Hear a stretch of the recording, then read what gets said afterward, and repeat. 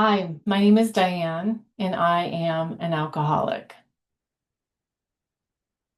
My name is Diane Cunningham Ellis, and I am a entrepreneur, speaker, coach, author, and former therapist. So these two things might sound like they don't fit together, but they do. They do.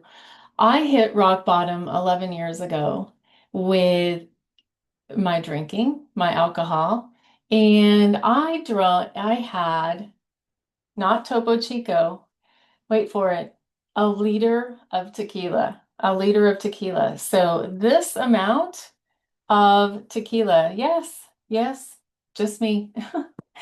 It's a long time ago now, but it was devastating. I really felt like I really felt like I was lost. I felt lost. I felt what we call incomprehensible demoralization. I felt ashamed. I felt disgusted with myself. And oh, by the way, I had the worst hangover ever of my entire life. Now, mind you, I've been drinking for years, alcoholically for a few years, and I was still running my business. I was running my business. And then I got to this rock bottom moment and I had to choose whether I was going to go all in. Just like I had to choose when I created the National Association of Christian Women Entrepreneurs. I had to go all in on that. And then I had to go all in on my recovery. And I did. I did. So I'm going to tell you today about what I call one brave at a time instead of one day at a time. And what I have created is what I call the brave recipe. So that starts with number one, being real. Being real. I had to get really honest that I had a problem with alcohol. It was pretty obvious to me that day and those days after. And I had to get real enough to say the words when I walked into my first AA meeting. I said, I think I might be an alcoholic. That's exactly the quotations. That's what I said when I sat down in that room. Scared to death that I would never have any fun anymore, that people would find out from my business. I was scared to death, but I had to get real. I had to get real in order to change my life.